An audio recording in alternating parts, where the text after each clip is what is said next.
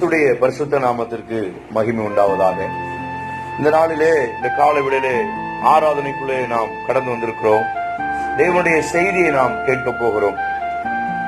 செய்தியின் ஆதாரமாக 2 சாமுவேல் புஸ்தகம் 12ஆம் அதிகாரத்தை நாம் திருப்புவோம்.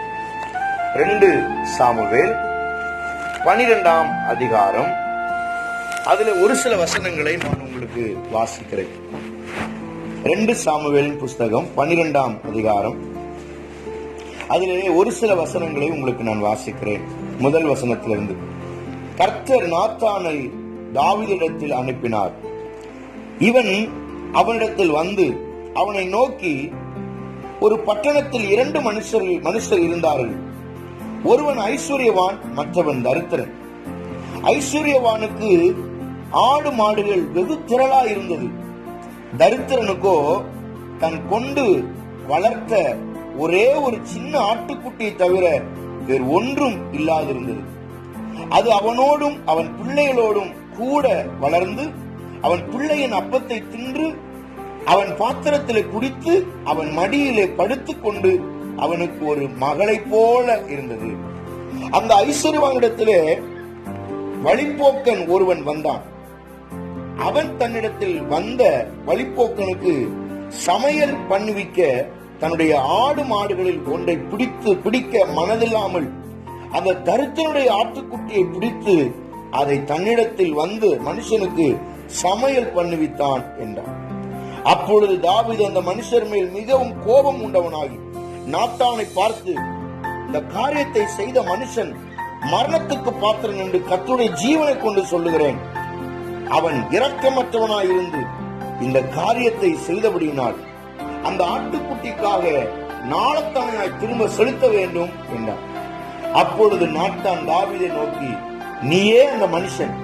இஸ்ரவேலின் தேவனாகிய கர்த்தர் சொல்லுகிறது என்னவென்றால், நான் உன்னை இஸ்ரவேலின் மேல் ராஜாவாக அபிஷேகம் பண்ணி உன்னை சவுலின் கைக்கு தப்புவித்து உன் ஆண்டவனுடைய வீட்டை உனக்கு கொடுத்து உன் ஆண்டவனுடைய ஸ்திரியையும் உன் மடியிலே தந்து இஸ்ரவேல் வம்சத்தையும் யூதா வம்சத்தையும் உனக்கு கையளித்தேன். இது போதாதிருந்தால் இன்னும் உனக்கு வேண்டியதை தருவேன். கர்த்தருடைய பார்வைக்கு பொல்லாப்பான காரியத்தை செய்து அவருடைய வார்த்தையை நீ அசட்டை பண்ணினது என்ன? ஏத்தியனாகிய உரியாவை நீ பட்டயத்தால் மடிவித்து அவன் மனைவியை உனக்கு ஆக்கி எடுத்துக்கொண்டு உன்னை அம்மோன் புத்திரர் பட்டயத்தால் கொன்று போட்டாய். ஆமென். கர்த்தருடைய பரிசுத்த நாமத்திற்கு மகிமை உண்டாவதாக.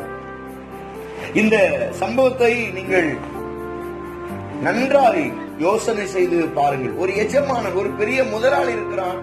அவனுக்கு ஆடு மாடுகள் திரளா இருக்கிறது. ஆனால் ஒரு தரித்திரன், ஒரு கஷ்டப்பட்ட ஒரு ஏழை ஒருவன் இருக்கிறான். இந்த வசனத்தை நேற்று இரவிலே வாசிக்கும் பொழுது உண்மையிலேயே எனக்கு கண் கலங்கி அழுகே வந்து விட்டது. ஒரு சாதாரண ஒரு மனுஷன் இருக்கிறான். அவனுக்கு ஒரே ஒரு ஆட்டுக்குட்டி தான் இருக்குது. ஒரு சின்ன ஆட்டுக்குட்டின்னு பைபிள் சொல்லுது. அந்த ஆட்டுக்குட்டியை அவன் எப்படி வளர்த்தானா? அவன் பிள்ளைகளோடு வளர்த்தானா. அவன் பிள்ளை தின்கிற தட்டிலே அந்த ஆட்டுக்குட்டி சாப்பிடுமா? பிள்ளையின் போஜனத்தை எடுத்து அந்த ஆட்டுக்குட்டி சாப்பிடுமா? அது குடிக்கிற, அந்த பிள்ளைகள் குடிக்கிற தண்ணீரை அது குடிக்குமா? அது மடியிலேயே படுத்துக்கிடுமா? பிள்ளையோடு விளையாடுமா? ரொம்ப ஆசையாய் இந்த ஆட்டுக்குட்டியை வளர்த்தானோ. இந்த பெரிய முதலாளியா இருக்கிற அந்த ஐஸ்வர்யவானுடைய வீட்டுக்கு ஒரு வழிப்போக்கன் வந்த பொழுது அவனுக்கு சாப்பாடு கொடுக்க திட்டம் போட்டு தன்னுடைய ஆட்டுக்குட்டியை அடித்து இவனை சமைத்து கொடுக்குவதற்கு இவனுக்கு முடியாததுனால இவன் ஒரே ஒரு ஆட்டுக்குட்டியை வளர்த்த இந்த ஏழை அந்த மனுஷன் தரித்திரனுடைய ஆட்டை எடுத்து இந்த வழிப்போக்கனுக்கு சமைத்து கொடுத்தான். எவ்வளவு பெரிய வேதனை என்று பாருங்கள். இது ஒரு எடுத்துக்காட்டுக்காக இந்த நாத்தான் தீர்க்கதரிசி இந்த தாவீதிடத்தில் வந்து சொல்லுகிறான். காரணம், இந்த தாவீது செய்த தவறை உணர்த்தும்படி, தாவீதுக்கு தேவன் கொடுத்த தண்டனை அறிவிக்கும்படி இந்த காரியத்தை அவன் செய்கிறான். இவன் செய்த காரியம் என்ன அப்படின்னா, இவன் உரியா என்கிற ஒரு மனுஷனுடைய மனைவியை இவன் தனக்காக எடுத்துக்கொண்டான் என்பதுதான் இந்த செய்தி. இந்த செய்தியில சொல்லப்படுகிற அர்த்தங்களை உங்களுக்கு நான் சொல்லுகிறேன். இதிலே நீங்கள் 2 சாமுவேல் 11ஆம் அதிகாரம் 1வது வசனத்திலிருந்து உங்களுக்கு நான் வாசிக்கிறேன். 2 சாமுவேல் 11ஆம் அதிகாரம் 1, 2, 3 வசனங்களை உங்களுக்கு வாசிக்கிறேன். மறுவருஷம் ராஜாக்கள் யுத்தத்திற்கு புறப்படும் காலம் வந்தபோது தாவீது யோவாபையும் அவனோடு கூட தான் சேவகரையும் இஸ்ரவேல் அனைத்தையும் அம்மோன் புத்திரையும் அழிக்கவும் ரப்பாவை முற்றுகை போடவும் அனுப்பினான். தாவீது எருசலேமில் இருந்து விட்டான். ஒரு நாள் சாயங்காலத்தில் தாவீது தன் படுக்கையிலிருந்து எழுந்து அரண்மனை உப்பரிகள் மேல் உலாத்திக் கொண்டிருக்கும் போது ஸ்நானம் பண்ணுகிற ஒரு ஸ்திரீயை உப்பரியின் மேலிருந்து கண்டான். அந்த ஸ்திரீ வெகு சௌந்தரியவதியாய் இருந்தாள். அப்பொழுது தாவீது அந்த ஸ்திரீயை யார் என்று விசாரிக்க ஆள் அனுப்பினான். அவள் எலியாமின் குமாரத்தி ஏத்தியனாகிய உரியாவின் மனைவியாகிய பற்றேபாள் என்றாள். அப்பொழுது தாவீது ஆள் அனுப்பி அவளை அழைத்துக் கொண்டு வர சொன்னான். அவளிடத்தில் வந்தபோது அவளோடு சயனித்தான். பிற்பாடு அவள் தன் தீட்டு நீங்கும்படி சுத்திகரித்துக் கொண்டு தன் வீட்டுக்கு போனாள். ஓ ஸ்தோத்திரம்! அருமையான தேவனுடைய பிள்ளைகளே, இங்கே சொல்லப்பட்டிருக்கிற வார்த்தை என்னவென்றால், தாவீது ராஜாக்கள் யுத்தத்திற்கு போகும் காலத்திலே இவன் யுத்தத்திற்கு போகாமல் இருந்தான். ஒரு தேவ பிள்ளையின் தோல்விக்கு காரணம் என்ன? எந்த காலத்திலே நாம் என்ன செய்ய வேண்டுமோ அதை சரியாய் செய்கிற ஒரு விசுவாசியை தேவன் ஆசீர்வதிக்கிறார். நாம் இருக்க வேண்டிய இடத்திலே நாம் இருந்தால் நமக்கு எந்த துன்பங்களோ இடர்பாடுகளோ இடையூறுகளோ வராது.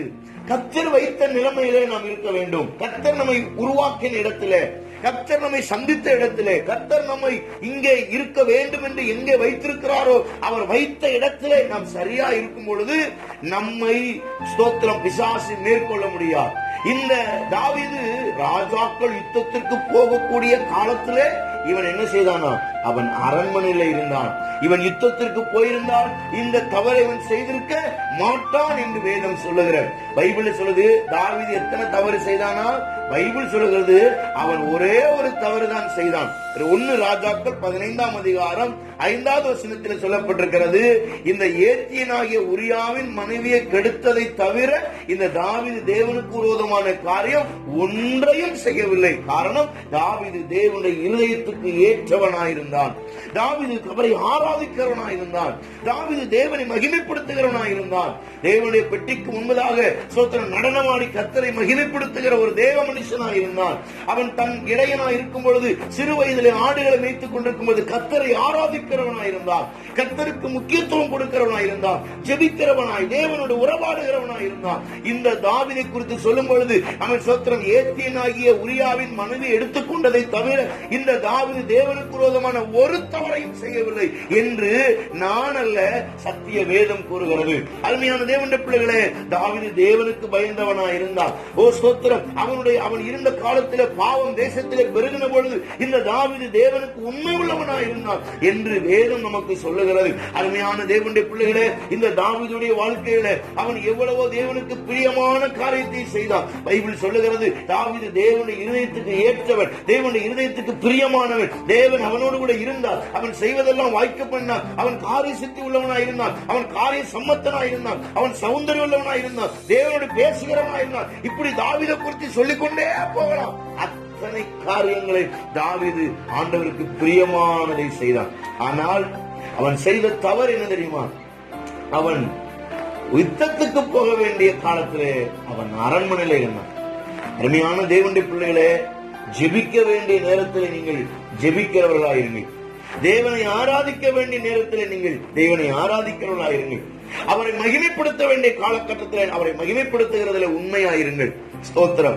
அருமையான தேவனுடைய பிள்ளைகளே, நீங்கள் தேவனை ஆராதிக்கிற நேரத்தில் நீங்கள் ஏதோ காரியங்கள் மாறுதலாய் சாதாரணமாக எடுத்து விடாதீர்கள். கர்த்தருக்கு கொடுக்க வேண்டிய நேரத்தை, உங்கள் வாழ்க்கையை கர்த்தருக்கு கொடுக்க வேண்டிய அந்த காலகட்டத்தில் ஆண்டவருக்கு உங்களுடைய வாழ்க்கையை ஒப்புக் கொடுத்தால் அவர் நிச்சயமாக உங்களை ஆண்டவர் ஆசீர்வதிக்க வல்லமையுள்ள தேவனாயிருக்கிறார். கர்த்தருடைய பரிசுத்த நாமத்துக்கு மகிமை உண்டாவதாக. தாவீதிடத்தில் 2 போர் வீரர்கள் இருந்தார்கள். ரொம்ப முக்கியமான போர் வீரர்கள் 2 பேர். அதிலே ஒன்று 1 நாளாகமம் 2ஆம் அதிகாரம் 16வது வசனத்திலே அங்கே சொல்லப்பட்டிருக்கிறது, தாவீதின் சகோதரியின் மகன் யோவாப் என்கிற படை தளபதி. போர் வீரன்ல அவன் ரொம்ப முக்கியமான ஆள். தாவீதுக்கு ரொம்ப முக்கியமான ஒரு தளபதி யார்? யோவாப். இன்னொருவன் இருந்தான். 2 சாமுவேல் 23:29 ஏத்தியனாகிய உரியா, பத்சேபாளுடைய கணவன் உரியா. இவங்க 2 பேரும் தாவீதுக்கு ரொம்ப முக்கியமான ஆட்கள். யுத்தத்துல ரொம்ப அவங்கள ஆண்டவர் பயன்படுத்தினார். தாவீது அவங்க மேல ரொம்ப பிரியம் வச்சிருந்தான். தாவீது செய்த தவறை, தான் செய்த தவறை மறைக்கும்படி அவன் திட்டமிட்ட ஒரு திட்டம். அதாவது எப்படி சொல்றதுன்னா, தன் தவறை மறைக்க இன்னொருவர் மேல் பழியை போடுவது. நிறைய நேரங்கள்ல நம்ம அப்படித்தான் செய்யறோம்.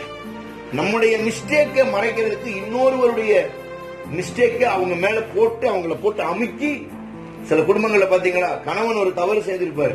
கணவன் செஞ்ச தவற மனைவி கேட்கும் போது அதிகமா சத்தம் போட்டு மனைவியுடைய வாய் என்ன செஞ்சிருவாங்க, அடைச்சிருவாங்க. அமைதியா இப்படி மறைக்கிற எத்தனையோ நபர்கள் இருக்கிறாங்க. தாவீதுடைய வாழ்க்கையில அது வந்தது. இன்றைக்கு செய்தியின் தலைப்பு தாவீதா உரியாவா? நீங்கள் உரியாவை போல இருக்கிறீர்களா? நீங்கள் தாவீதை போல இருக்கிறீர்களா? தாவீது யார்? தேவனுக்கு பிரியமானவன். உரியா இந்த ஒரு அதிகாரத்துல தான் அவன் சாப்டர் பத்தி போட்டிருக்கிறது. இந்த ஒரு அதிகாரம் தான் இந்த உரியா என்கிற ஒரு மனுஷன், ஒரு தேவ மனுஷன் வருகிறான். அதுக்கப்புறம் இந்த உரியா என்ன செய்யறது இல்ல, வருகிறதே இல்ல. பாருங்க, இந்த தாவீதுடைய வாழ்க்கையில அவன் யுத்தத்துக்கு போகக்கூடிய காலத்தில் அவன் போகாமல் அவன் உப்பரியின் மேல் உலாத்தி கொண்டிருந்தான். ஒரு விசுவாசி நேரம் கட்ட நேரத்துல உலாத்திக்கிட்டு என்ன செய்யக்கூடாது இருக்க, நேரம் போல நான் மேல சுத்திக்கிட்டு இருந்தோம்னா என்ன செய்யக்கூடாது இருக்க கூடாது. உங்களுக்கு நேரம் கிடைக்கும் போதெல்லாம் தேவ சமூகத்தில் இருக்கணும். நேரம் கிடைக்கும் போதெல்லாம் ஜெபம் பண்ணுங்க. நேரம் கிடைக்கும் போதெல்லாம் கர்த்தரை ஆராதிங்க. நேரம் கிடைக்கும் போதெல்லாம் தேவனுக்கு பயந்து தேவ சமூகத்திலே காத்திருக்கிறவர்களா கர்த்தர் உங்களை ஆண்டவர் மாற்றுவாராக. அருமையான தேவனுடைய பிள்ளைகளே, தாவீது வாழ்க்கையில அவன் தேவனுடைய பெட்டியுடைய மதிப்பை தெரியாதவனை போல இருந்தான். முதலாவது ஒரு முறை தேவனுடைய பெட்டியின் மதிப்பு தெரியாததுனாலே ஊசா என்கிற மரணத்தை நாம் பார்த்திருக்கிறோம். நீங்கள் பார்க்கலாம். 2 சாமுவேல் 6ஆம் அதிகாரம் 7வது வசனத்தில் அந்த உடன்படிக்கை பெட்டியின் மதிப்பை தெரியாததுனால ஊசா மரித்தான். ஆனால் 2வது உடன்படிக்கை பெட்டியின் மேல் மதிப்பை மறந்ததுனாலே உரியா செத்தான். தேவனுடைய பெட்டி என்பது நமக்கு ரொம்ப முக்கியமானது. தேவனுடைய பெட்டியிலே 4 காரியம் இருக்குது. 1 தேவனுடைய வார்த்தை, 2வது தேவனுடைய கிருபை, 3வது தேவனுடைய ரத்தம், 4வது தேவனுடைய பிரசன்னம். அங்கே சொல்லப்பட்டிருக்கிற ஒவ்வொரு ஆவிக்குரிய அர்த்தங்களும் அவருடைய உடன்படிக்கை பெட்டிக்குள்ள இருந்த துளிர்த்த கோள், தேவனுடைய வார்த்தை, இதெல்லாம் பாருங்க, இதெல்லாம் தேவனுடைய வார்த்தைக்கு அடையாளமாய் இருக்கிறது, அவருடைய ரத்தத்துக்கு அடையாளமா இருக்கிறது, அவருடைய வசனத்துக்கு அடையாளமா இருக்கிறது, அவருடைய பிரசனத்துக்கு அடையாளமா இருக்கிறது. இத்தனை காரியத்தையும் தாவீது மதிப்பை அறியாதவனாயிருந்தான். முதலாவது ஒரு முறை தேவனுடைய பெட்டியின் மதிப்பை மறந்ததுனாலே, அறியாததுனாலே, அந்த மாட்டு வண்டியில தேவனுடைய பெட்டியை ஆசாரியனை தோள்கள் மேலே சுமக்க வேண்டிய தேவனுடைய பெட்டியை ஒரு மாட்டு வண்டியில கொண்டு வந்ததினாலே அங்கே ஊசா என்கிற ஒரு தேவ பிள்ளை அங்கே மரிக்க நேரிட்டது. ஆனால் இங்கே பாருங்கள், இந்த 2 சாமுவேல் 11ஆம் அதிகாரத்தில் தேவனுடைய பெட்டியின் மேல் தேவனுடைய பெட்டியை இவன் மறந்ததினாலே உரியா என்கிறவன் இழந்தான். ஊசா இறந்தான், இங்கே உரியா மரித்தான். அருமையான தேவனுடைய பிள்ளைகளை, தேவனுடைய பெட்டியின் மதிப்பை இந்த தாவீது அறியாதிருந்தான் என்று வேதம் நமக்கு சொல்லுகிறது. தேவனுடைய பெட்டியின் மகத்துவம், தேவனுடைய பெட்டி என்றால் என்ன? தேவனுடைய பெட்டி இருந்தா தேவனுடைய பிரசன்னம் இருக்குன்னு அர்த்தம். தேவனுடைய வார்த்தை நம்முடைய கையில் இருக்கிறது. இந்த பைபிள் இருந்தாலே தேவனுடைய பிரசன்னம் நமக்குள்ள வருகிறது. இந்த பைபிள் வாசிக்கும் பொழுது தேவனுடைய பிரசன்னம் நம்மளை நிரப்புகிறது என்பதில் எந்த சந்தேகமும் கிடையாது. அப்ப தேவனுடைய பெட்டி நம்ம அங்கே மறக்கப்பட்டிருந்தது. அங்கே உரியா செத்தான் என்று வேதம் சொல்லுகிறது. அருமையான தேவனுடைய பிள்ளைகளே, இன்னைக்கு உரியாவினுடைய வாழ்க்கையில, தாவீதுடைய வாழ்க்கையில நாம் கற்றுக்கொள்ள வேண்டியது என்ன என்று ஒரு 8 காரியத்தை உங்களுக்கு நான் சொல்ல விரும்புகிறேன். உரியாவுடைய வாழ்க்கையில எப்படி அவன் நடந்தான், தாவீது செய்த தவறு என்ன, உரியா செய்த நன்மை என்ன என்பதை கொஞ்சம் நாம் தியானிக்க போகிறோம். முதலாவது, இந்த தாவீது செய்த தவறு என்னவென்றால், இவன் யுத்தத்திற்கு போகாமல் வீட்டிலே அரண்மனையிலே இருந்தது தவறு. ஞாயிற்றுக்கிழமை ஆராதனைக்கு வராமல் நீங்கள் வீடுகளில் இருந்தால் நிச்சயமாக நீங்கள் தவறு செய்வதற்கு வாய்ப்புகள் உண்டு. ஞாயிற்றுக்கிழமை ஆராதனைக்கு வராமல் எந்த விசுவாசி சொந்த வேலைகளை செய்கிறதோ அது நிச்சயமாக தேவனுக்கு விரோதமான ஒரு காரியத்தை நிச்சயமாக செய்யும் என்பதில் எந்த ஒரு ஐயப்பாடும் இல்லை, எந்த ஒரு மாற்று கருத்தும் கிடையாது. முதல் வசனத்தில் வாசிக்கிறோம், மறு வருஷம் ராஜாக்கள் யுத்தத்திற்கு புறப்படும் காலம் வந்தபோது. அப்ப என்ன போடப்பட்டிருக்கிறது? ராஜாக்கள் யுத்தத்துக்கு போகும் காலம் வரும்பொழுது தாவீது அவன் போகாமல் யோவாப்பை அனுப்புகிறான். அவன் போர் தளபதிகளை அனுப்புகிறான். இவன் போரின் முன்னணியில் இருக்க வேண்டியவன், இவன் யுத்த களத்தில் இருக்க வேண்டியவன். இவன் போகாமல் இவனுக்கு அசிஸ்டன்ட்களை அனுப்பிவிட்டு நீங்க போய் பார்த்துக்கிடுங்க என்று சொன்னான். இவன் செய்த தவறு இதுதான். ஆனால் உரியா செய்த நன்மை என்ன? 2 சாமுவேல் 11:6 சொல்லப்பட்டிருக்கிறது. அப்பொழுது தாவீது ஏத்தியனாகிய உரியாவை என்னிடத்திலே அனுப்பு என்று யோவாப்பினிடத்திற்கு ஆள் அனுப்பி நான் அப்படியே யோவாப் உரியாவை தாவீதிடத்திற்கு அனுப்பினான். இவன் என்ன செஞ்சானா, தாவீது யுத்தத்திற்கு வர வேண்டிய காலத்திலே அவன் மறந்த பொழுது இந்த உரியா யுத்தத்தில் இருந்தான் என்று வேதம் சொல்லுகிறது. அருமையான தேவனுடைய பிள்ளைகளே, ராஜா ஊழியக்காரன் செய்ய வேண்டியதை ஒரு விசுவாசி, ஒரு சபை மூப்பர் செய்கிறான் என்பதை நீங்கள் அறிந்து கொள்ளுங்கள். இந்த தாவீது பாஸ்டர் வச்சுக்கிடுங்க, இந்த உரியா ஒரு விசுவாசி. ஓ சோத்திரம், ஊழியக்காரன் செய்ய வேண்டிய காரியத்தை ஊழியக்காரன் மறந்த பொழுது கர்த்தர் உரியா என்கிற ஒரு தேவ மனுஷனை எழுப்பி அவனை யுத்தத்திலே கர்த்தர் பயன்படுத்தினார் என்று வேதம் சொல்லுகிறார். நான் உங்களுக்கு சொல்லுகிறேன், ஒருவேளை நீங்கள் தேவனுடைய பிரசன்னத்தை இழப்பீர்களானால், நீங்கள் தேவனுடைய மகிமை இழப்பீர்களானால், தேவனுடைய பெட்டிக்கு தேவனுடைய மதிப்பை நீங்கள் இழந்து அதற்கு மதிப்பு கொடுக்காமல் இருந்தால் உங்களை கர்த்தர் எடுத்து உங்கள் இடத்தில் உரியா என்கிற ஒரு தேவ மனுஷனை, ஏதோ ஒரு தேவ பிள்ளையை வைத்து அந்த ஊழியத்தை செய்ய, அவருடைய பிரசன்னத்தை சுமக்க தேவனால் செய்ய முடியும் என்பதிலே நீங்கள் எந்த சந்தேகப்படாதீர்கள். கர்த்தர் அப்படி நம்முடைய வாழ்க்கையில் அற்புதங்களை செய்வாராக. அல்லேலூயா. கையை உயர்த்தி ஒரு ஜெபம். ஆண்டவரே, என்ன நான் செய்ய வேண்டியதை நான் செய்யத்தக்கதாக கர்த்தர் எனக்கு ஞானத்தையும் புத்தியும் அறிவையும் கர்த்தர் தந்து என்னை பலப்படுத்தி சகாயம் பண்ணுவீராக. ஆமென் என்று சொல்லுவோம். அல்லேலூயா. தாவீது யுத்தத்துக்கு போகவில்லை, ஆனால் உரியா யுத்தத்தில் இருந்தான். தாவீது ஜெபிக்கவில்லை, ஆனால் உரியா ஜெபித்தான். தாவீது வேலை செய்யவில்லை, உரியா வேலை செய்தான். அருமையான தேவனுடைய பிள்ளைகளே, இந்த தாவீதுடைய வாழ்க்கையில அவன் இரண்டாவது அவன் செய்த தவறு என்னவென்றால், அவன் சோத்திரன், அவன் அதே அதிகாரத்திலே ஒரு 2 சாமுவேல் 11ஆம் அதிகாரம் 2வது வசனம் சொல்லுகிறது, ஒரு நாள் சாயங்காலத்திலே தாவீது தன் படுக்கையிலிருந்து எழுந்து அரண்மனை உப்பரியின் மேல் உலாத்தி கொண்டிருந்த போது, அவன் என்ன செஞ்சானா, உலாத்தி கொண்டிருந்தான். உலாத்தி கொண்டிருந்தா என்ன, ரிலாக்ஸா, அவன் ஜாலியா அப்படி இருந்தான். சோத்திரம், யுத்த காலத்திலே எப்படி ஜாலியா இருக்க முடியும்? ஜனங்கள் மரிக்கும் பொழுது எப்படி ஒரு ஆசாரியன் ஜாலியா இருக்க முடியும்? அவன் சோத்திரம், ஜனங்கள் யுத்தத்தில் மரிச்சுக்கிட்டு இருக்கும் போது ஒரு ராஜா எப்படி ஜாலியா இருக்க முடியும்? அவன் சோத்திரம், தேவ பிள்ளைகளே, இன்றைக்கு இந்த கொரோனா வியாதியினால தேசத்திலே அங்கங்கே அழிக்கப்பட்டு ஜனங்கள் மரித்துக் கொண்டு சிறு பிள்ளைகள் வாலிபர்கள் செத்துக் கொண்டிருக்கிற இந்த காலகட்டத்தில் ஒரு ஊழியம், ஒரு விசுவாசி எப்படி நாம சந்தோஷமா உலாத்திக் கொண்டிருக்க முடியும் என்பதை நீங்கள் அவன் யோசனை செய்து பாருங்கள். இன்றைக்கு நீங்கள் யுத்தத்தில் இருக்க வேண்டிய காலம், இன்றைக்கு நீங்கள் உலாத்துகிற காலம் அல்ல, இன்றைக்கு நீங்கள் ஜாலியா சுத்துவதன் காலம் அல்ல, இன்றைக்கு சினிமா பார்க்கிற காலம் அல்ல, இன்றைக்கு விளையாட்டுகிற காலம் அல்ல, இன்றைக்கு ஜாலியா சுத்துகிற காலம் அல்ல. ஓ சோத்திரம், அவன் யுத்த களத்தில் இருக்கிற தாவீது யுத்தத்துக்கு போகாமல் தன்னுடைய வாழ்க்கையில ஜாலியாக உலாத்திக் கொண்டிருந்ததனால அவன் தேவனுக்கு விரோதமான பாவம் செய்தான் என்று வேதம் சொல்லுக. ஆமையா, உங்கள் வாழ்க்கையில கர்த்தர் உங்களோடு கர்த்தர் பேசுகிறார். ஓ சோத்திரம், நீ யுத்தத்தில் இருக்க வேண்டிய ஆள், நீ ஜெபிக்க வேண்டிய ஆள், நீ கண்ணீர் வடிக்க வேண்டிய ஆள், நீ தேசத்துக்காக திறப்புல இருந்து கதறி ஆள வேண்டிய, கதறி ஜெபிக்க வேண்டிய உன்னுடைய வாழ்க்கையில நீ உலாத்திக் கொண்டிருக்கிறது என்ன? வேதம் சொல்லுகிறது, ராஜா அவன் ஜெபிக்கிற காலகட்டத்திலே அவன் தேசத்திலே யுத்தத்திற்கு போகாமல், யுத்த களத்தில் இல்லாமல் அவன் விளையாடி கொண்டிருக்கிறது போல அவன் உலாத்திக் கொண்டிருந்தான். அரண்மனையின் உப்பரிகளே அவன் சோத்திரம் உலாத்திக் கொண்டிருந்தான். இவன் இருக்க வேண்டிய இடம் என்ன? அவன் ஆலயத்திலே முழங்கால் போட வேண்டிய ஆள், இவன் யுத்தத்திலே முழங்காலிட்டு ஜெபிக்க வேண்டிய ஆள், யுத்தத்திலே இவன் தேசத்துக்காக போராட வேண்டிய ஆள். அங்கே போகாமல் அவன் உலாத்திக் கொண்டிருந்ததனால தேவனுக்கு விரோதமான தவறை இந்த தாவீது செய்தான். இந்த காலவேளையிலே அவன் சோத்திரம் தாவீது உலாத்திக் கொண்டிருந்தான். ஆனால் இந்த இவன் உரியா என்ன செய்தானா? 7ஆம் வசனம் சொல்லுகிறது, உரியா அவனிடத்தில் வந்தபோது தாவீது அவனை பார்த்து, யோவாப் சுகமாயிருக்கிறானா? ஜனங்கள் சுகமாயிருக்கிறார்களா? யுத்தத்தின் செய்தி நற்செய்தியா என்று விசாரித்தான். பாருங்க, அவன் சோத்திரம் யுத்தத்தில் இருக்க வேண்டிய தாவீது உலாத்திட்டு இருக்கிறான். ஆனா உரியா என்ன செய்தானா?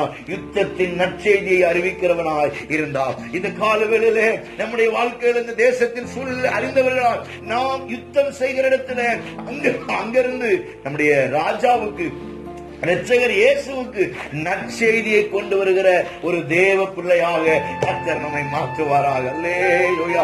கைகளை உயர்த்தி, ஆண்டவரே, யுத்தத்திலே நான் போய் அங்கே நிற்க வேண்டிய ஆளையா, ஆண்டவரே, எஜமானனே, உமக்கு நல்ல செய்திகளை கொண்டு வருகிற ஒரு உரியாவாக, ஆண்டவரே, சோத்திரம், எங்கள் ராஜா தவறு செய்த பொழுதிலும் ஆண்டவரே, நாங்கள் ஆண்டவரே உரியாவை போல நற்செய்தி கொண்டு வருகிறவர்களா, யுத்தத்திலே நற்செய்தியை கொண்டு வருகிறவர்களா, எங்கள் தேசம் காப்பாற்றப்படுகிற நற்செய்தியை கொண்டு வருகிறவர்களா, என் குடும்பம் காப்பாற்றப்படுகிற நற்செய்தியை, என் சபை, என் ஊழியக்காரர் காப்பாற்றப்படுகிற அந்த நல்ல செய்தி கொண்டு வருகிற ஒரு தேவ பிள்ளையாய் மாற்றுவீராக இயேசுவின் நாமத்தினால். அல்லேலூயா. ஆமென் என்று சொல்லுவோம். அல்லேலூயா. நீ யுத்தத்தில் இருக்க வேண்டிய ஆள் சகோதரியே, நீ யுத்தத்தில் இருக்க வேண்டிய ஆள். ஓ, நீ ஜெபிக்க வேண்டிய ஆள், நீ உபவாசிக்க வேண்டிய ஆள், உன் முழங்கால் முடக்க வேண்டிய ஆள் நீ.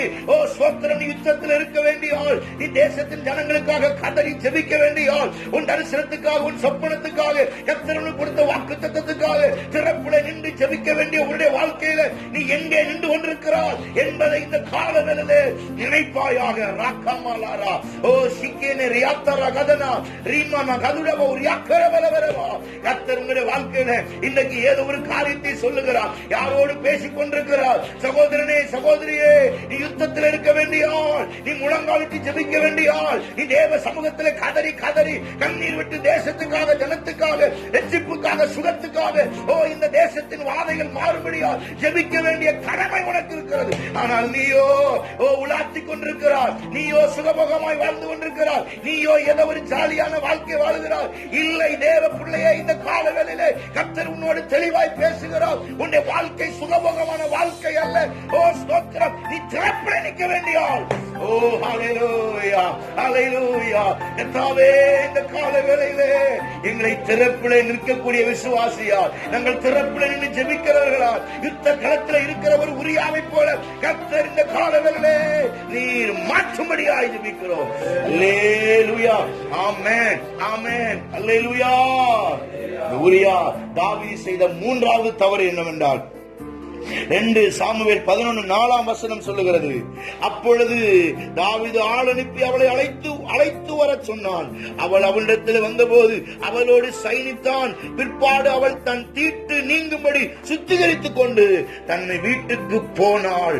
அருமையான தேவனுடைய பிள்ளைகளே, இவன் செய்த தவறு என்ன தெரியுமா? ஐயா கேளுங்க, அம்மா கேளுங்க, இவன் செய்த தவறு என்ன தெரியுமா? அடுத்தவருடைய மனைவியை தன்னுடைய இஷ்டத்துக்கு இவன் வழியை மாற்றினான். இவன் தன்னுடைய ஆத்துமாவையும் கெடுத்து இன்னொரு ஆத்துமாவையும் கெடுக்கிறான். அதனாலதான் அங்கே நாத்தான் தீர்க்கதரிசி சொல்லுகிறான், ஐஸ்வர்யவானுக்கு நிறைய ஆடுகள் இருந்தது. தாவீதே, உன் வீட்டிலே வேலைக்காரர்கள் இருந்தால், உன்னுடைய மறுமனையாட்சிகள் இருந்தால், உனக்கு மனைவி இருந்தால், உனக்கு மறுமனையாட்சிகள் இருந்தால், பிள்ளைகள் இருந்தாங்க, பேர பிள்ளைகள் எல்லாரும் இருந்தாங்க. ஆனால் அந்த ஒரு உரியா என்கிற ஒரு தேவ பிள்ளைக்கோ அவனிடத்தில் ஒரே ஒரு மனைவி இருந்தால், அவனுக்கு ஒரு ஆட்டுக்குட்டியை போல அவன் சொந்தமாய் வளர்த்தான், அவன் அன்பு காட்டினான். அந்த மனைவி மேல் அதிக அன்பு வைத்திருந்தான். அவனுக்கு வேறு எவருமே இல்லை, ஒரே ஒரு மனைவி. அவன் சோத்திரம் அந்த மனைவி மேல் உயிரையே வைத்திருந்த ஒரு உரியா. ஓ சோத்திரம், தேசத்துக்காக யுத்தத்தில் இருந்தான். ஓ சோத்திரம், ஐஸ்வர்யவானாகிய தாவீதே, நீ ராஜாவா இருக்கிறாய். உனக்கு நிறைய ஆடுகள் இருந்தது, நிறைய மனைவிகள், மறுமனையாட்சிகள், பிள்ளைகள் எல்லாம் இருந்தார்கள், வேலைக்காரிகள் இருந்தார்கள். ஆனால் உன்னுடைய சுகத்துக்காக, உன்னுடைய நன்மைக்காக, உன்னுடைய உடம்பு சுகத்துக்காக ஒரே ஒரு மனிதன் அவன் ஆசையாய் வளர்த்த தன் மனைவியை நீ எடுத்துக்கொண்டாயே என்று நாத்தான் தீர்க்கதரிசி இந்த தாவீதை பார்த்து கேட்டானே. ஓ ஸ்தோத்திரம், அருமை தேவ பிள்ளைகளே, நம்முடைய வாழ்க்கையிலே கர்த்தர் ஒரே ஒரு வாழ்க்கை தந்திருக்கிறார். ஓ ஸ்தோத்திரம், நிறைய வாழ்க்கை அல்ல, நிறைய உங்களுடைய வாழ்க்கையில நிறைய திட்டங்கள் அல்ல, ஒரே ஒரு வாழ்க்கை கர்த்தர் தந்திருக்கிறார். இந்த வாழ்க்கையில கர்த்தருக்கு பிரியமானதை செய்ய கர்த்தர் உங்களுடைய வாழ்க்கையில உதவி செய்வாராக. கைகளை உயர்த்தி ஒரு ஜெபம் பண்ணும். ஆண்டவரே, நீர் எனக்கு கொடுத்திருக்கிற ஒரு வாழ்க்கையில, நீர் எனக்கு கொடுத்திருக்கிற ஒரே ஒரு வாழ்க்கையில ஆண்டவரே, நான் உமக்கு உண்மையாய் வாழ கர்த்தர் கிருபை தாரும் என்று ஜெபம் பண்ணுவோமா? தாவீதை போல அல்ல ஆண்டவரே, தாவீதை போல அல்ல, உரியாவை போல ஆண்டவரே.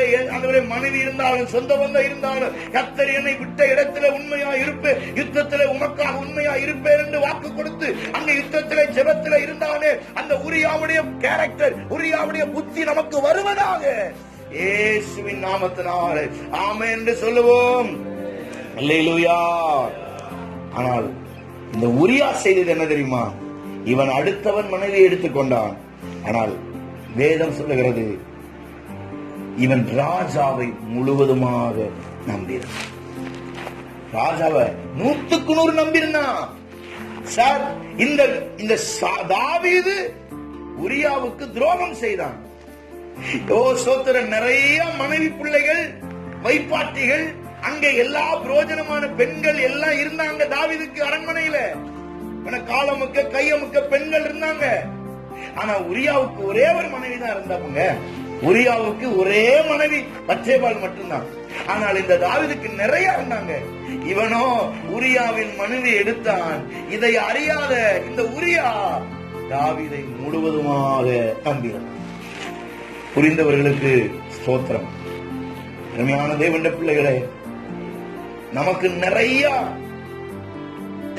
காரியம் நமக்கு இருக்கலாம். கர்த்தர் நம்மை மட்டும் நம்பி இருக்கிறார். தாவீதன் மட்டும் இந்த உரியா நம்பி இருந்தார். என் எஜமான நல்லவர், என் எஜமான எனக்கு துரோகம் செய்ய மாட்டார், என் எஜமான எனக்காக எதையும் செய்வார், என் பட்சத்தில் என் ராஜாவாகி என் எஜமானன் இருக்கிறார் என்று தாவீது நம்பினான். ஆனால் இந்த தாவீதோ நம்பின இந்த உரியாவுக்கு அவன் துரோகம் செய்து அவன் மனைவியை தனக்கென்று களவாடி கொண்டான், கெடுத்து போட்டான். உரியாவை போல ஆண்டவரே, நாங்கள் உம்மை நம்புகிற கிருபையை தாருங்க. ஓ ஷிபாலா தாரமானா கதாரா சந்துலிரி வியாதன கதுடபௌரி வாத்தரவா சிம்பர கத்திடிமி ஆத்தர கத்துலிரி வியாதனபௌரி வாத்தரவா. உரியாவுடைய கேரக்டர் எங்களுக்கு வரட்டும் ஆண்டவரே. உரியாவை போல எங்களுடைய வாழ்க்கையில ஆண்டவரே உம்மை நம்புகிறோம். எங்கள் எஜமானனே உமக்கு ஸ்தோத்திரம் கர்த்தாவே. ஆமென். நாலாவது, இந்த உரியாவுடைய அவனுடைய குணாதிசயம் என்ன, தாவீதுடைய தவறு என்ன? 2 சாமுவேல் 11:5 சொல்லப்பட்டிருக்கிறது. அந்த ஸ்திரீ கர்ப்பம் தரித்து தன் கர்ப்பவதி என்று தாவீதுக்கு அறிவிக்கும்படி ஆள் அனுப்பினார். பாருங்க, தாவீது பெரிய தவறு செய்துட்டான். இந்த பத்சேபாள் கர்ப்பம் தரிக்க ஆரம்பிச்சிச்சு, குழந்தை உண்டாயிட்டு. உடனே அவனுடைய மனதில் ஒரு திட்டம் வருகிறது. தாவீதுக்கு யுத்தத்தில் இருக்கிற உரியாவை நாம் வீட்டுக்கு வர வைப்போம். வீட்டுக்கு வர வைத்து உரியாவை அவன் மனைவியோடு அனுப்பிடும். ஒரு நாள் 2 நாளாவது உரியா அவன் மனைவியோடு இருந்தான்னா, நாளைக்கு மாசமா இருக்கான்னு சொன்ன உடனே உரியாதான் காரணம்னு நம்ம சொல்லிடலாம். ஆனா இப்ப யுத்தத்தில் இருக்கிற உரியா அங்கே இருந்தான்னா, இவா குழந்தை உண்டா இருக்கிறதுக்கு யார் காரணம்னு கேட்டா நம்முடைய புட்டு வெளிப்பட்டுரும், நம்ம பிரச்சனை தெரிஞ்சிடும், நம்மள அவ்வளவுதான். தாவீது இவன் ஆத்மாவையும் கெடுத்து இன்னொரு ஆத்மாவையும் கெடுத்து அவனுடைய கணவனுடைய ஆத்மாவையும் கெடுப்பதற்கு அவன் திட்டம் போடுகிறான். அவன் செய்த தவறு பாருங்க, மாஸ்டர் பிளான். ஒரு உரியாவின் வாழ்க்கையை சீரழிப்பதற்கு இந்த தாவீது திட்டமிடுகிறான். ஐயா, இவன் தேவனுக்கு பிரியமானவன், இவன் தேவனுடைய சன்னிதானத்தில் ஜெபிக்கிறவன், இந்த தாவீது தேவனுடைய இருதயத்துக்கு ஏற்றவனா இருந்தான். அவன் செய்த தவறு எவ்வளவு பெரிய தவறு பாருங்க. சில நேரங்கள்ல நல்லா ஜெபிக்கிறவங்க கூட தவறு செய்யறதுக்கு வாய்ப்பு உண்டு. நல்ல தேவ சமூகத்தில் நான் ஜெபிக்கிறேன், என் கண்ணீர், என் ஜெபம், என் வேதனை கர்த்தர் அறிவார். தேவ சமூகத்தில் 24 மணி நேரத்துக்கு திறப்புல நிக்கிற ஏதோ ஒரு மனுஷி விழுந்து போறதுக்கு வாய்ப்புகள் இருக்குங்க. நோவாவை குறித்து பைபிள் சொல்லுது 6ஆம் அதிகாரத்துல, நோவா அந்த தேசத்துல நீதிமானா கர்த்தர் பார்த்தாரு. ஆனா நோவா செஞ்ச தவறு என்ன தெரியுமா? பிள்ளைகள் எல்லாம் காப்பாத்தி அந்த வெள்ளத்துல காப்பாத்தினா, அந்த பேழை வழியா காப்பாத்தினா, கடைசியில என்ன தெரியுமா செஞ்சா? சாகர காலத்துல மதுபானத்தினால் குடித்து வெறித்து தன்னை நிர்வாணியாக கீழே கிடந்தான். சார், பாவம் செய்யறதுக்கு வயசுலாம் இல்ல. எந்த வயசுலயும் பாவம் ஒரு மனுஷனை பிடிக்கும், எந்த வயசுலயும் பாவம் செய்யணும். தாவீது செய்த தவறு, அவன் தன்னுடைய பிரஸ்டீஜ், தன்னுடைய மானத்தை காப்பாற்ற இன்னொருவனை அழிக்க திட்டமிட்டான். ஒரு திட்டம், ஒரு பிளான். ஆனா இந்த உரியா செய்தது என்னவென்றால், அந்த உரியா செய்தது 2 சாமுவேல் 11:9 சொல்லுது, அவன் வந்தவன் என்ன செய்தானா, தன் சேவகரோட படுத்துக்கொண்டான். ஏன் சொல்றான், நீ போய் உன் மனைவியோட இரு, நீ யுத்தத்திலிருந்து வந்துட்ட, நீ மனைவியோட இரு. ஏன் சொல்றான், சரி ராஜா அப்படி சொல்லிட்டு ராத்திரி சேவகரோடவே தூங்கிக்கிறான். நம்மளால என்ன செஞ்சிருப்போம், இதாண்டா சாக்கு, 2 மாசம் 3 மாசம் ஆச்சு மனைவி பிள்ளை பார்த்துன்னு சொல்லி நம்ம பாஞ்சு ஓடி இருப்போம். ஆனா இவன் என்ன செஞ்சானா, சேவகரோட படுத்துக்கொண்டான், சேவகரோட வேலைக்காரர்களோடு படுத்துக்கொண்டான் அரண்மனையில். பைபிள் சொல்லுது, அவனுக்கு என்ன கொடுத்து அனுப்பினானா, உச்சிதமான 8வது வசனம் பாருங்களேன், அவன் அரண்மனையில இருந்து புறப்படும் போது ராஜாவிடத்திலிருந்து உச்சிதமான பதார்த்தங்கள் அவன் பின்னாலே அனுப்பப்பட்டது. உச்சிதமானது, நல்ல ஆசீர்வாதமானது. எப்படி இருக்கும் பாருங்களேன், எப்படி இருக்கும் பாருங்க. அடுத்த மனைவிய இவன் அபகரிச்சது மாத்திரமல்ல, இந்த உரியா மேல பழியை போடுவதற்கு இத்தனை திட்டங்களை அவன் திட்டுகிறான். சார் அம்மா, நீங்க எவ்வளவு திட்டம் போட்டாலும் கர்த்தருடைய பிள்ளைகளை கர்த்தர் காப்பாற்ற வல்லவராக இருக்க. நிச்சயமாக தேவ திட்டம் நம்முடைய வாழ்க்கையில சில நேரம் நம்ம யாரு கண்ணை கூட மறைச்சிடலாம், மனைவி கண்ணை மறைச்சிடலாம், கணவன் கண்ணை மறைச்சிடலாம், பிள்ளைகளுடைய கண்ணை மறைச்சிடலாம். ஆனா நம்மளை பார்த்து கொண்டிருக்கிற ஒரு கர்த்தர் இருக்கிறார். அவர் நம்மளை கண்ணோக்கி பார்க்கிற கர்த்தரா இருக்கிறார். கை உயர்த்தி, ஆண்டவரே, ஒருவேளை என் தவறு என் கணவன் அறியாமல் இருக்கலாம், என் மனைவிக்கு தெரியாமல் இருக்கலாம், என் பிள்ளைகள் கூட பார்க்காம இருக்கலாம், என் தவறை அறிந்த ஒருவர் இருக்கிறீர்கள். ஓ ஸ்தோத்திரம், ஸ்தோத்திரம், ஹல்லேலூயா. ஆண்டவரே, என்னை ஒரு விஷயம் மன்னித்து என்னை பரிசுத்தப்படுத்துவீராக. கரத்தில் ஒப்பு கொடுக்க ஆமென் என்று சொல்லுவோம். அல்லேலூயா, அல்லேலூயா. 5வது 11ஆம் அதிகாரம் 11வது வசனம் பாருங்க. உரியா தாவீதை நோக்கி, பெட்டியும் இஸ்ரவேலும் யூதாவும் கூடாரங்களிலே தங்கி என் ஆண்டவனாகிய யோவாப்பும் என் ஆண்டவரின் சேவகரும் வெளியிலே பாளையம் இறங்கி இருக்கையில் நான் புசிக்கிறதற்கும் குடிக்கிறதற்கும் என் மனைவியோடு சயனிக்கிறதற்கும் என் வீட்டுக்கு பிரவேசிப்பேனோ? நான் அப்படி செய்வதில்லை என்று உம்முடைய பேரிலும் உம்முடைய ஆத்துமாவின் பேரிலும் ஆணையிட்டு சொல்லுகிறேன். 5வது, தாவீது தேவனுடைய பெட்டியின் மேல் கவனம் இல்லாதவனா இருந்தான், அக்கறையே கிடையாது. ஆனா உரியா சொன்னா, தேவனுடைய பெட்டி அங்க கிடக்குயா, யுத்தத்துல தேவனுடைய பெட்டி இருக்குது, சபை அடைக்கப்பட்டிருக்கிறது, ஊழியம் செய்ய முடியாம அடைக்கப்பட்ட நிலைமையில இருக்கிறோம், சத்தமா ஜெபிக்க முடியல, உபவாச கூட்டம் இல்ல, வீட்டு கூட்டம் இல்ல, ஓ சோத்திர வீடு சந்திப்பு ஊழியம் இல்ல, எங்களால சத்தமிட்டு கர்த்தரை ஆராதிக்க முடியல, அங்கே அடைக்கப்பட்டிருக்கிறது சபை. நான் எப்படி சுகமா இருப்பது? உரியா சொல்ற, அங்க தேவனுடைய பெட்டி பிடிபட்டிருக்குதுப்பா, தேவனுடைய பெட்டி அங்கே இஸ்ரவேல் ஜனங்கள் மத்தியில் அங்கே பாதுகாப்பாக இல்லாத நிலைமையில இருக்குது, தேவனுடைய பெட்டி அங்க இருக்குது, என் சேவகர்கள் இருக்கிறாங்க, என் ஜனங்கள் இருக்கிறாங்க, ஓ யோவாப்பு என படதளபதி யோவாப்பு இருக்கிறாரு, என்ன நடக்கும், எந்த நேரம் நம்ம தோப்பமா ஜெயிப்போமா என்னன்னு தெரியல, இப்பொழுது எப்படி நான் என் மனைவியோடு போய் சேர முடியும்னு கேட்டான். பாத்தீங்களா, இவன் தான் உண்மையான தேவனுடைய பிள்ளைகளே. ஊழியக்காரன் கஷ்டப்படும் போது விசுவாசி சுகத்தோடு சுகமா வாழ நினைக்கக்கூடாது. ஐயோ எங்க பாஸ்டர் நல்லா இருக்கணுமே நினைக்கணும்யா. சபை அடைச்சிருக்கும் போது யோசிக்கணும், சபையெல்லாம் அடைச்சிருக்க, பாஸ்டர் என்ன செய்வாரு, சபை நடத்தலன்னா அவருக்கு என்ன போஜனம், என்ன எதுல கர்த்தர் அவர் எப்படி போஷிக்க முடியும்? நான் தான் அவர் போஷிக்கணும், நான் தான் அவர் நடத்தணும், என்னால் தான் அவர் போஜனம் உண்டாகும். பைபிள் சொல்லுது, சுவிசேஷத்தின் நிமித்தமாய் அவனுக்கு போஜனம் உண்டாகும் சொன்னீர, என்ன நடக்குது தெரியல, ஊழியர் என்ன செய்யறாரு? இந்த ஏக்கம் இருக்கிறது அவங்களுடைய வாழ்க்கையில. அருமையான தேவனுடைய பிள்ளைகளே, உரியா சொன்னா, தேவனுடைய பெட்டி அங்க பிடிபட்டிருக்கிறது, தேவனுடைய பெட்டி யுத்தத்தில் இருக்கிறது, நான் எப்படி இங்கே சுகமா இருப்பது, என் மனைவியோடு இருப்பது என்று சொன்ன உடனே தாவீதுக்கு ஒரு செருப்பால் அடிச்ச மாதிரி ஒரு வார்த்தை. அப்படிதானே? தாவீதுக்கு சப்புன்னு அடிச்ச மாதிரி.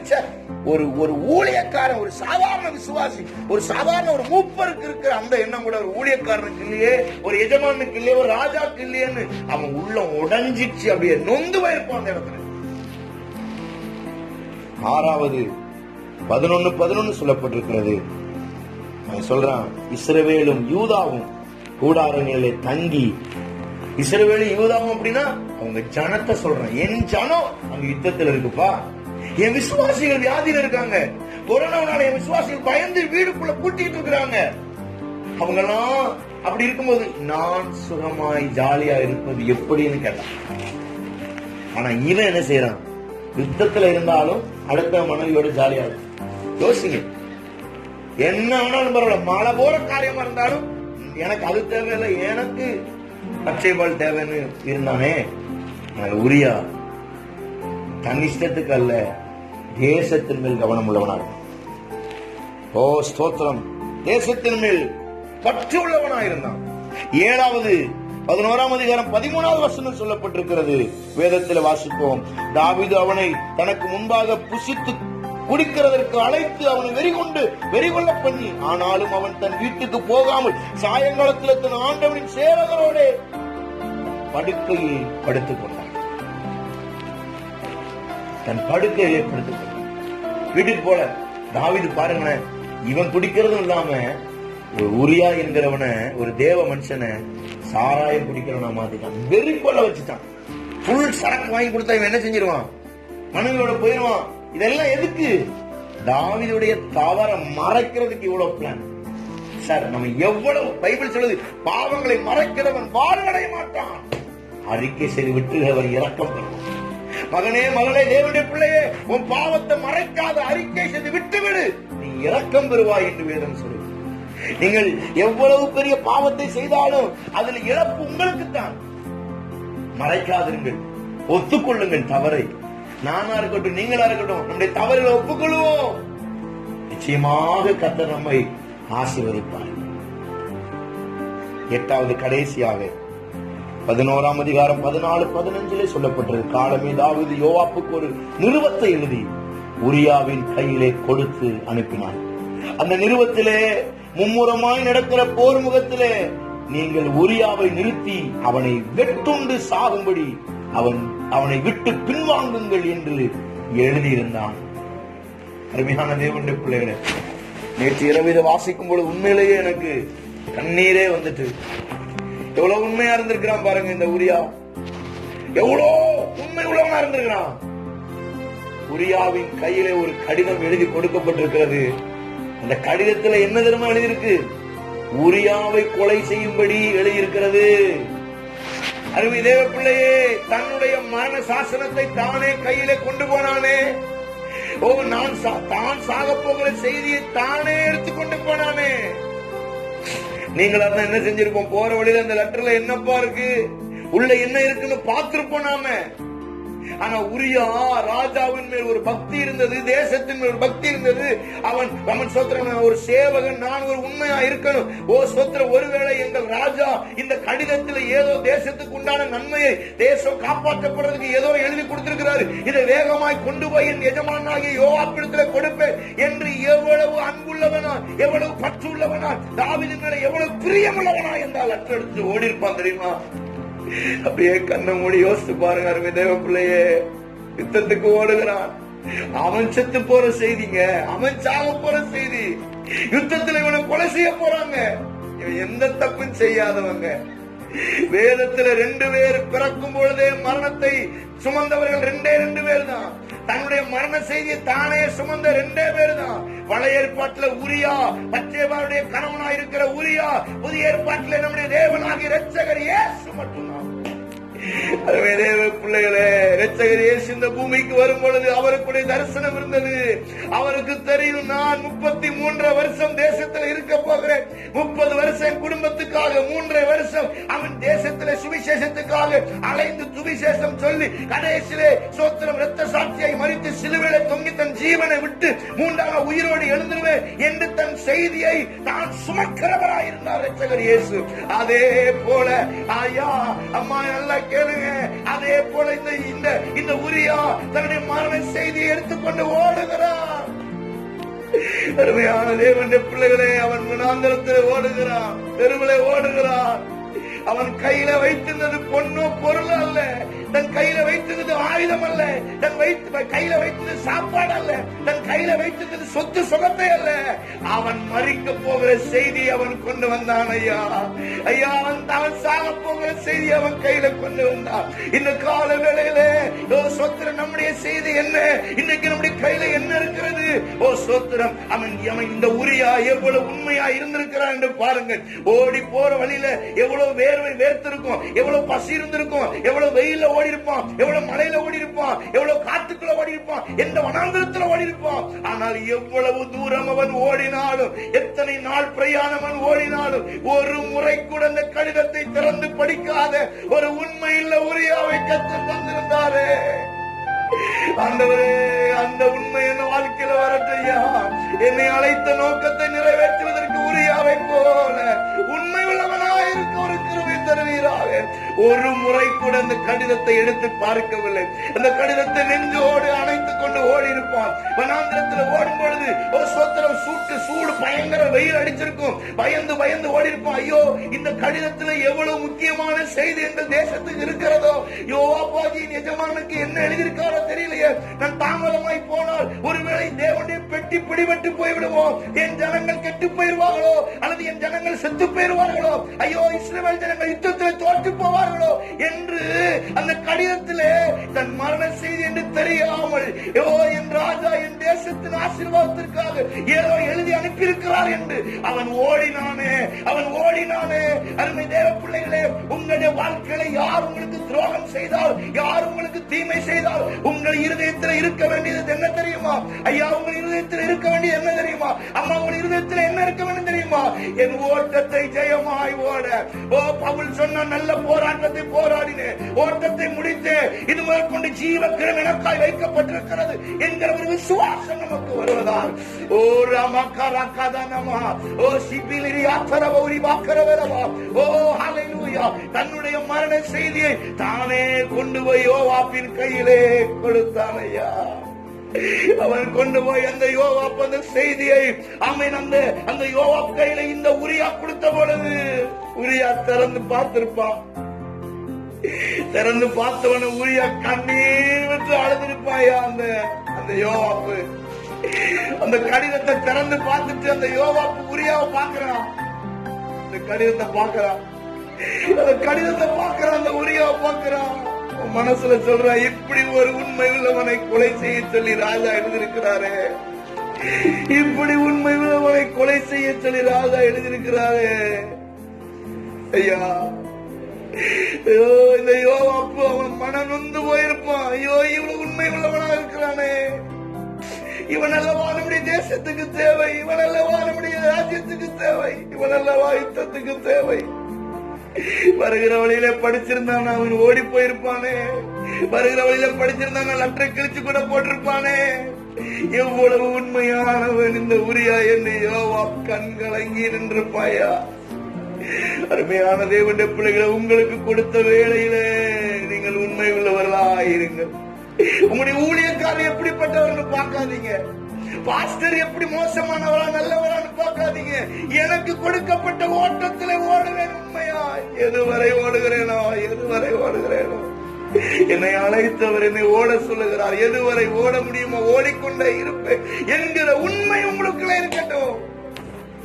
ஹல்லேலூயா, ஹல்லேலூயா, ஹல்லேலூயா, ஹல்லேலூயா.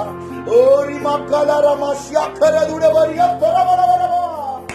இப்படிப்பட்ட ஒரு உண்மை உரியாவுடைய ஆவி இந்த காலவேளையிலே நமக்குள்ளே வருவதால், உரியாவுடைய ஆவி நமக்குள்ளே வருவதால், உரியாவுடைய அந்த ஸ்பிரிட், அந்த ஆவி நமக்குள்ளே வருவதால், ஓ சந்தல மரவத்தல அவத்தர் யாந்தர பலர ஓரி பத்தர பலரவா.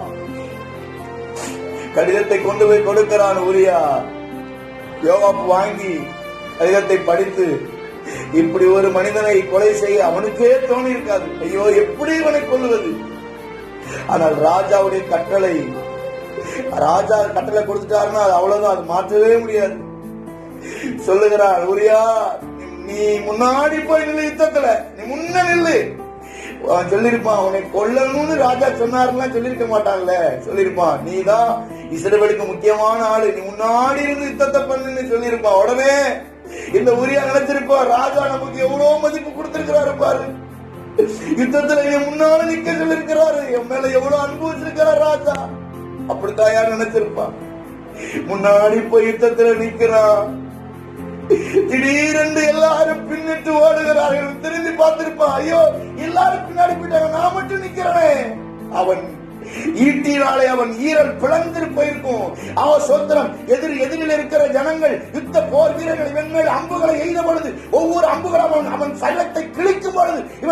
பார்த்திருப்பான். எல்லாரும் பின்னிட்டு நிற்கிறார்கள். ஐயோ ஐயோ, நான் நம்பினேனே, ராஜாவை நம்பினேனே, படதளபதியை நம்பினேனே, என் தேசத்தை நம்பினேனே, போர் வீரரை நம்பினேனே, இவன் எல்லாரும் பின்னிட்டு என்ன இந்த இடத்துல மடியும்படி செய்தார்களே. ஆனாலும் இவன் உள்ளே தோன்றிருக்கும், நான் என் தேசத்துக்காக மரித்திருக்கிறேன், என் பட்டணத்துக்காக மரித்திருக்கிறேன், நான் சும்மா சாகவில்லை, என் தேவனுடைய ராஜ்யத்துக்காக செத்திருக்கு. இந்த உணர்வு இந்த உரியாவுக்கு இருந்திருக்கு. ஐயா, இந்த காலவேளை ஆண்டவரே, இந்த வாழ்க்கையில என்ன நடந்தாலும் நீ கொடுத்த ஓட்டத்தை ஜெயத்தோடு ஓட கிருபை தருவீராக. அல்லேலூயா.